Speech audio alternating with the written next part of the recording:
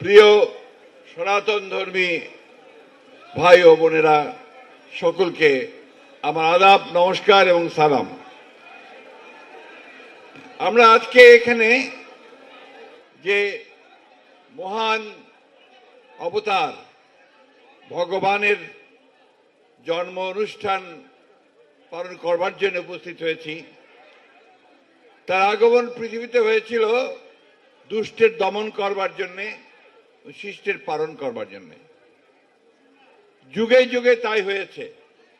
যুগে যুগে যখনই পৃথিবীতে অন্যায়, অবিচার, অধর্ম, অসাম্য ছেয়ে গেছে, তখন অবতারের আবির্ভাব হয়েছে। আমাদের ধর্মে নবীর আবির্ভাব হয়েছে। তারা মানব জাতিকে সঠিক পথে চলার পথ দেখিয়েছেন, আহ্বান জানিয়েছেন এবং সকলকে ভালো পথে নিয়ে যাওয়ার চেষ্টা করেছেন। প্রিয় বন্ধুগণ, বন্ধু বলছি এই জন্যে যে আমি বিশ্বাস করি আমরা যারা বাংলাদেশে বাস করি, কি হিন্দু, কি মুসলমান, কি বৌদ্ধ, কি খ্রিস্টান, কি বিএনপি, কি শিবির, কি আওয়ামী লীগ, আমরা সবাই বন্ধু, এই দেশের নাগরিক। সেই নাগরিক হিসেবেই আমরা সকলের একেবারে বন্ধু।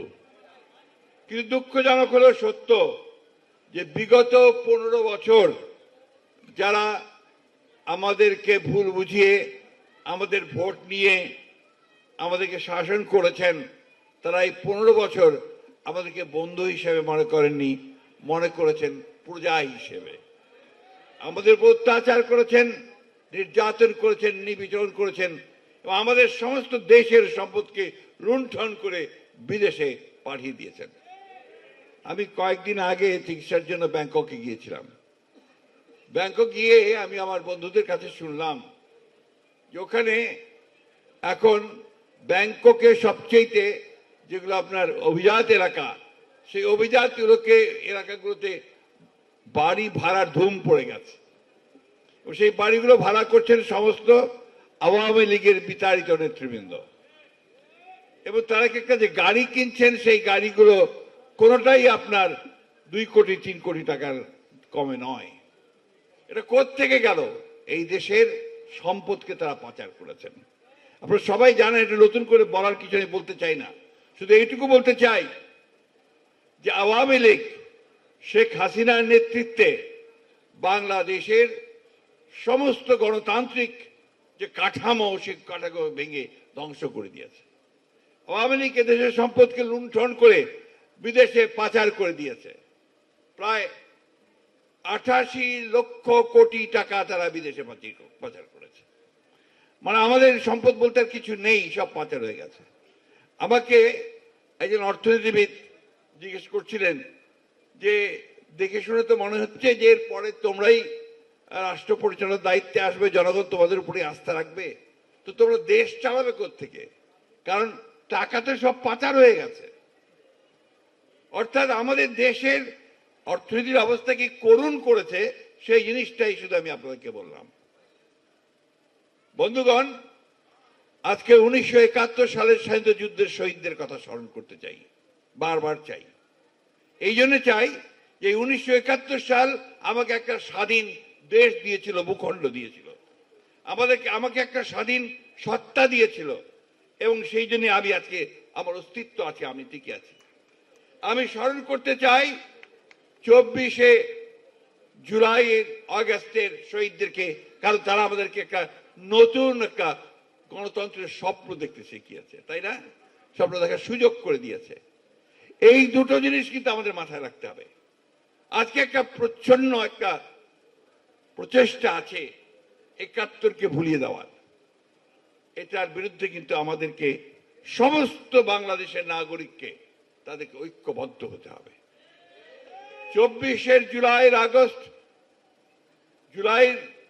আগস্ট যেভাবে আপনার সত্য, ঠিক একইভাবে সত্য কিন্তু 71-এর 9 মাসের মুক্তিযুদ্ধ। সেই মুক্তিযুদ্ধের ঘোষণা দিয়েছিলেন কে? শহীদ প্রেসিডেন্ট জিয়াউর রহমান, আমাদের দলের প্রতিষ্ঠাতা। আজকে একটা নতুন করে কথা উঠছে, ষড়যন্ত্র চলছে যে আপনার বাংলাদেশে আপনার এখানে এক ধরনের উগ্রবাদ মাথা চালা দিয়ে উঠছে। এই উগ্রবাদকে মাথা চালা দিয়ে উঠতে দেওয়া যাবে না বন্ধুগণ। তাহলে আমাদের বাংলাদেশের যে আত্মা, যে সোল, সেই অস্তিত্ব আমাদের রক্ষা পাবে না। এই কথাটা আমাদের সবাইকে মনে রাখতে হবে। আমি কথাটা আজকে এই জন্য আরো বেশি করে বলছি যে এইখানে আপনাদের সকলকে বিভক্তি বিভাজনের রাজনীতি কেউ করবেন না। অতীতে যা হয়েছে হয়েছে। এখন বাংলাদেশের অস্তিত্বের জন্য, বাংলাদেশকে টিকিয়ে রাখার জন্য, বাংলাদেশকে সামনে নেওয়ার জন্য, বাংলাদেশ আরো উন্নত করবার জন্য আমাদেরকে সবাইকে ঐক্যবদ্ধ হয়ে কাজ করতে হবে। আপনারা দেখেছেন যে এই আন্দোলনের পরে আজকে আমাদের নেতা তারেক রহমান সাহেব, তিনি নির্যাতিত হয়ে, নিপীড়িত হয়ে, নির্বাসিত হয়ে বিদেশে ছিলেন। সেখানে থেকে তিনি আমাদেরকে নেতৃত্ব দিয়েছেন এবং সব সময় যে ডাক দিয়েছেন সেই ডাকটি হচ্ছে ঐক্যের ডাক, সমস্ত বাংলাদেশিদের ঐক্যের ডাক। এই ঐক্য দিয়ে আমাদেরকে আমাদের স্বাধীনতা রক্ষা করতে হবে। তিনি বলেছেন এবারের সংগ্রামটা হচ্ছে আমাদের স্বাধীনতা রক্ষার সংগ্রাম। তো সেই স্বাধীনতা রক্ষার জন্য কাজ আমরা শুরু করেছি। আপনারা জানেন যে বাংলাদেশ জাতীয়তাবাদী দল, আমার নেতা তারেক রহমানের নেতৃত্বে 31 দফা কর্মসূচি দেওয়া হয়েছে। এই কথাটা কিন্তু আমরা বারবার বলছি এই জন্যে যে অনেকে বলে আমরা নাকি সংস্কার চাই না, আমাদের প্রতিপক্ষরা বলার চেষ্টা করে। অথচ এই সংস্কারের বিষয়টা, এই যে কনসেপ্ট, এটা প্রথম কিন্তু 2016 সালে দেশনেত্রী বেগম খালেদা জিয়া ভিশন 2030 নিয়ে এসেছিলেন এবং সেখানেই তিনি রাষ্ট্র কাঠামো পরিবর্তনের কথা বলেছিলেন। তারপরে আমরা সমস্ত অন্যান্য দলগুলোর সঙ্গে আলোচনা করে আমাদের নেতা জনাব তারেক রহমান সাহেব, তার নেতৃত্বে, তার নির্দেশে আমরা 31 দফা কর্মসূচি জাতির সামনে উত্থাপন করেছি এবং সেই 31 দফা নিয়ে আমরা গ্রামে গঞ্জে তার নির্দেশে ছুটে গিয়েছি।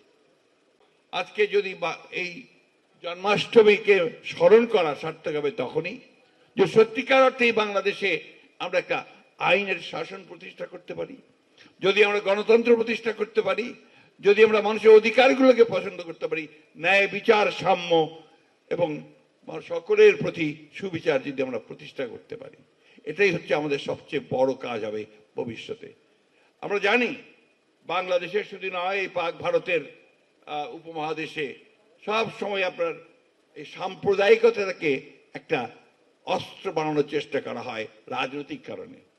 সেখান থেকে উঠে আসতে হবে আমাদেরকে সেখান থেকে সকলকে উঠে এসে সকল সম্প্রদায়কে এক করে আমার এই দেশ ও মাতৃকাকে আমাকে ভালোবাসতে হবে, তাকে নিয়েই আমাকে সামনের দিকে এগিয়ে যেতে হবে।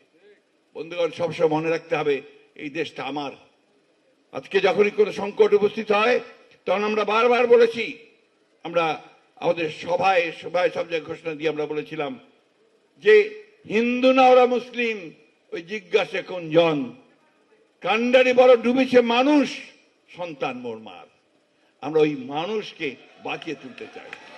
আজকে সেই জন্যই হিন্দু, মুসলমান, বৌদ্ধ, খ্রিস্টান সকলকে নিয়ে একসাথে আমাদেরকে তারেক রহমানের নেতৃত্বে একটি এমন বাংলাদেশ গড়ে তুলতে হবে যে বাংলাদেশ অর্থে, সম্মতে সমৃদ্ধ হবে, যে বাংলাদেশে হিন্দু, মুসলমান, বৌদ্ধ, খ্রিস্টানের মধ্যে কোনো ভেদাভেদ থাকবে না, যে বাংলাদেশে আমরা সত্যের প্রতিষ্ঠা, ন্যায় বিচার প্রতিষ্ঠা এবং মানবিক মূল্যবোধগুলোকে প্রাধান্য দিতে পারবো। এটাই হোক আজকের দিনে আমাদের এই মহান দিনটিকে স্মরণ করবার সবচেয়ে উত্তম পন্থা। আপনাদের সকলকে অসংখ্য ধন্যবাদ।